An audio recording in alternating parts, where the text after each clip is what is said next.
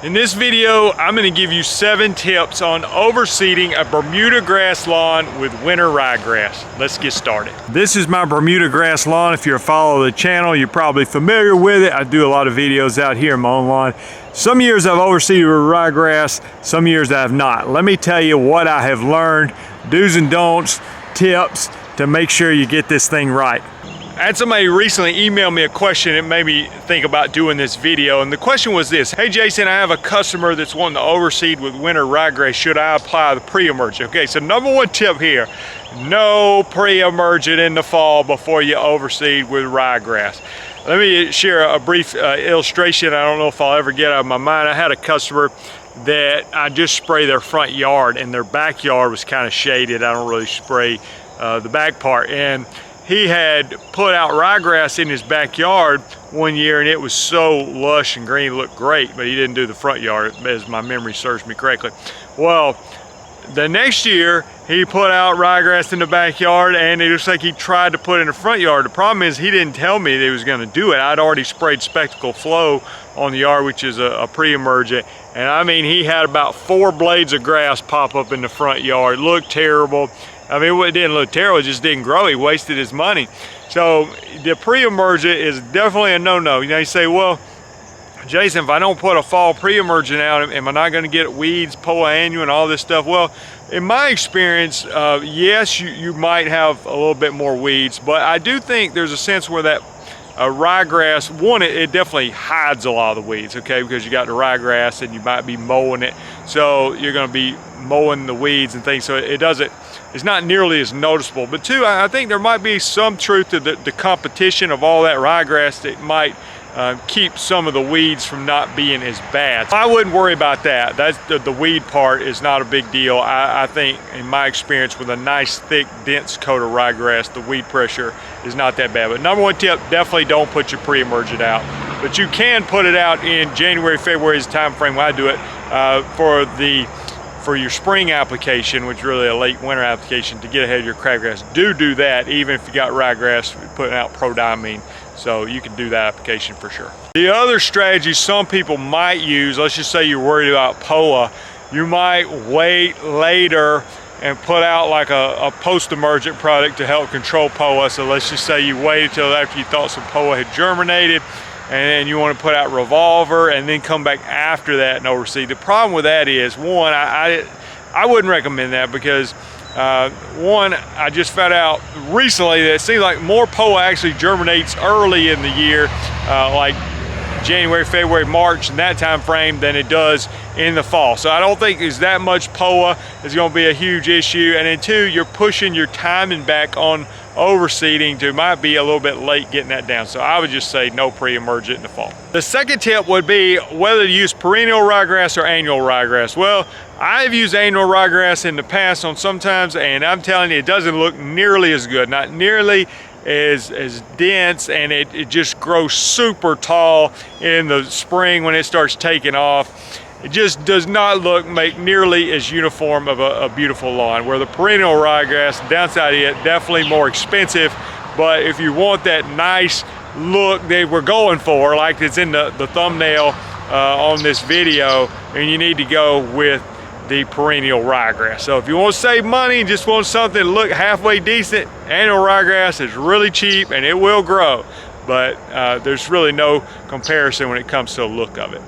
What about the rate that you put it down at? Now, I've seen information on the internet recommend all different kinds of rates. 10 pounds for every 1,000 square feet is a pretty heavy rate. So if you do that, you should get some pretty good coverage. Now you can go lower than that, you could go down to 5, it's just not gonna look as good, or you could go anywhere in between. And some people that want it super thick might even go over 10 pounds. For nice thick coverage and a good stand of ryegrass, let's just say 10 pounds per 1,000 square feet of your rate of your perennial ryegrass for best results. And there may be a sense where you put it out and it comes in a little thin in some areas, and you could try to do a little bit more. Again, just want to get it down sooner than possible, not waiting on into November if you can, because the temperatures start to cool off. So I would try to notice which spots are thin as soon as possible and go ahead and put some more out quickly if you have some thin areas. The fourth tip, as you see my tracks walking through the yard here with Dew in the morning, is to scalp this Bermuda down really low. So if I was gonna put out ryegrass on this yard, I'm gonna drop the mower deck as low as I can. Now mine, the lowest I can get it is 1.5 inches, but it's probably at 2.5. No, actually this is probably 3 inches I've been cutting it at. So I would get this down to 1.5 inches, scalp it as low as I can before overseeding the ryegrass to be able to give it more room. Usually this Bermuda grass you can get real thinned out in the wintertime and give that ryegrass a chance to grow. So make sure you scalp it before putting out your ryegrass seed. All right, the fifth tip I want to give you on overseeding your lawn with ryegrass is the timing of it. When do you put this out? Well, I'm in the Birmingham, Alabama market, and what I want to do is look at the actual forecast. I'm always looking at the weather because mostly this time of year in the fall, I want to know when's it going to cool off because I don't want to be hot anymore. Well, as I look at the weather today, I've already looked at it and it's still showing hotter weather and very dry weather. So I mean, it's supposed to be 85 today, 86 tomorrow. I'm like, okay, when's the cooler weather going to come? I'm doing this video in late September, so as I look at it and see about 12 days out, then there's that drop, you know, and that's what I'm personally looking for, is that drop down in the 70s, maybe the night temperatures down in the low 60s, even 50s, but also looking for that rain to come in, okay? Now you can water it, and if I put it out now, watered it, I do think it would grow. But for me personally, I'm wanting to see, you know, hey, it's about to, we have to have that front come in, get some good rain, and that temperature is going to cool off. And I want to put it out right before that happens, okay? So, you know, the day of, if possible. I put it out, and big rain came in that evening, and we got those cooler temperatures. If you want to keep watering it lightly until it gets a little bit more established, you can do that. But that's the timing I'm looking for. A lot of times, some of the information on the internet says 30 days before frost. Well, I mean, how do I know when it's 30 days before frost? I have no idea when it's gonna frost. I mean, it may frost, you know, late October here, it may be on into late November. So, I mean, 30 days before frost is virtually impossible to predict.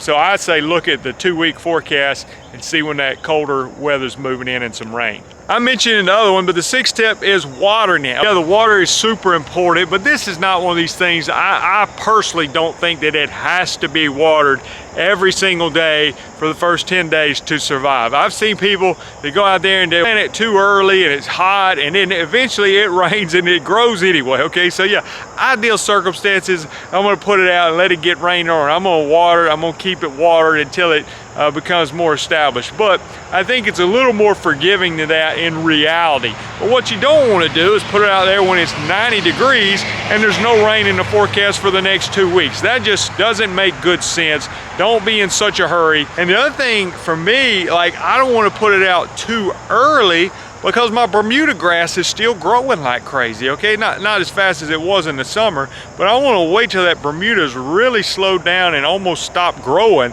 and I'm going to scalp it like crazy, which is going to basically put it out of its misery for this year and not grow anymore for the rest of the year. And then, okay, now I can put it out. Now I got the rain coming. Now the weather's cooling off.